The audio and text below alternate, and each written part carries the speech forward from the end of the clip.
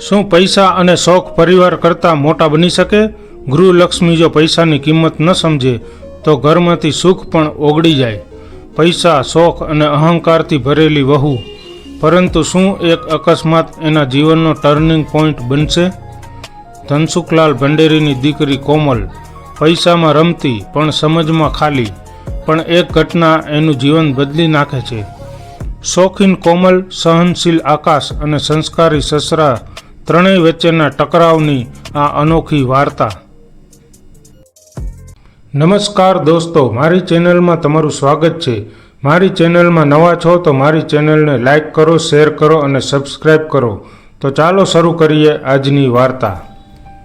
ધનસુખલાલ ભંડેરી અમદાવાદના સૌથી મોટા ઇન્ડસ્ટ્રીયલિસ્ટ. તેમના કારોબારનો વ્યાપ દેશ વિદેશના ખૂણે ખૂણે પ્રસરેલો હતો. ધનસુખલાલના ઘરમાં ધનની કોઈ કમી નહોતી. ધનસુખલાલનું નામ પ્રમાણે જ કામ. ધનસુખલાલના ઘરમાં ધનનો ભંડાર હંમેશા ભરેલો રહેતો. ધનસુખલાલને સંતાનમાં એક દીકરી અને એક દીકરો. પત્ની ભાવનાબહેન એક કર્મશીલ અને ધર્મનિષ્ઠ પત્ની, હંમેશા ભગવાનની પૂજા પાઠમાં લાગેલા રહે.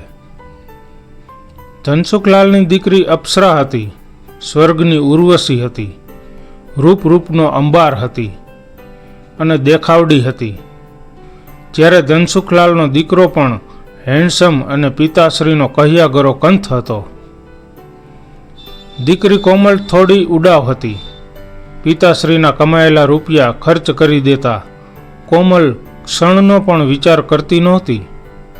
ધનસુખલાલે વિચાર્યું, કોમલના લગ્ન એક સીધા સાદા મધ્યમ વર્ગીય પરિવારમાં કરી દેવામાં આવે તો કોમલ આપમેળે જ સુધરી જશે.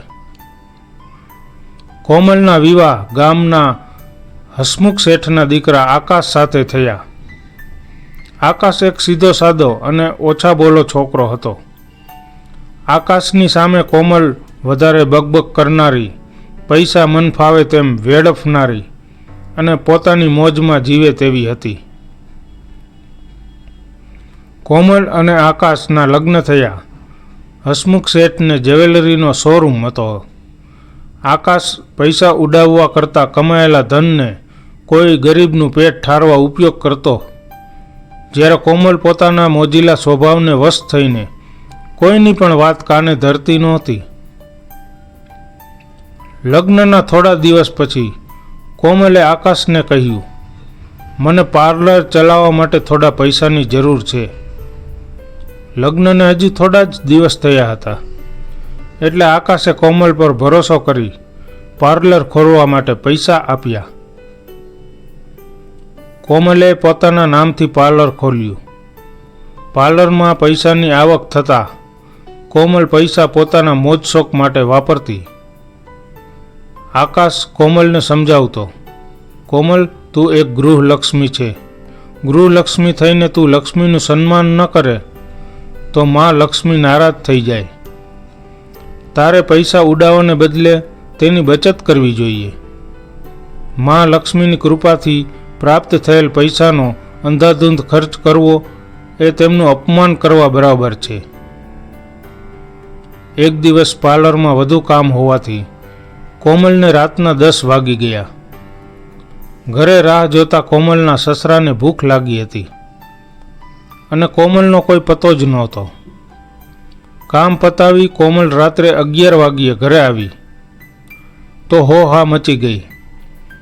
એ દિવસે આકાશ તો કંઈ ન બોલ્યો, પણ ભૂખના વંટોળમાં હસમુખ શેઠ કોમલ પર બરોબર બગડ્યા અને કહ્યું, વહુ બેટા, કમાવવું એ સારી વાત છે, પણ પોતાના પરિવારને ભૂખ્યા રાખી કમાવવું એ સારી વાત નથી.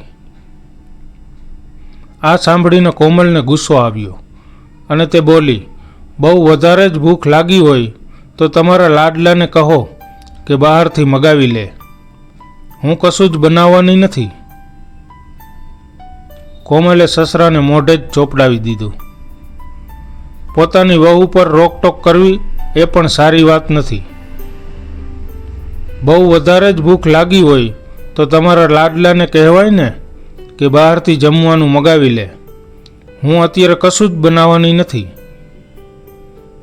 હસમુખ શેઠ પોતાના દીકરાની વહુ સાથે દલીલબાજીમાં ન ઉતર્યા અને શાંતિથી ઘરમાં જે કંઈ બપોરનું વધ્યું ઘટ્યું પડ્યું હતું તે ખાઈને સૂઈ ગયા.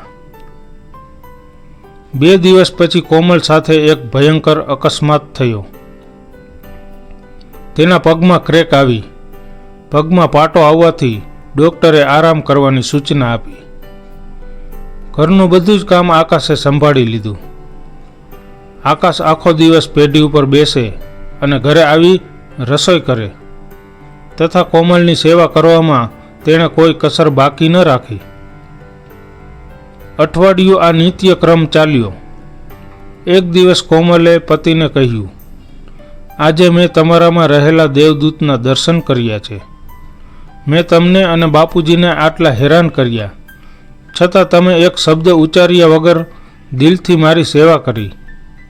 હું તમારી કદર ન કરી શકી. આજે મારામાં અક્કલ આવી છે કે માત્ર રૂપિયો જ બધું નથી, પરિવાર પણ એટલું જ મહત્વ ધરાવે છે. કોમલે પોતાની ભૂલની માફી માગી.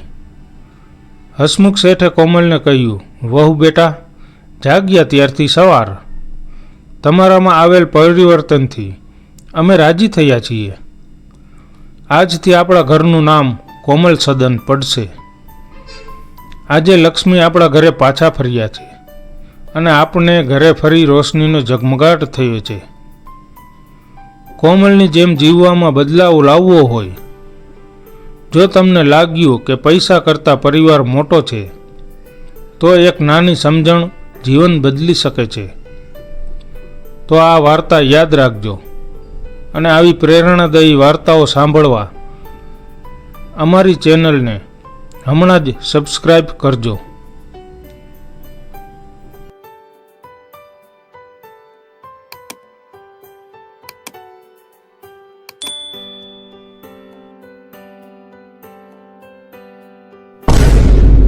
આ વિડીયો તમને ગમ્યો હોય તો મારી ચેનલને લાઈક કરો, શેર કરો અને સબસ્ક્રાઈબ કરો.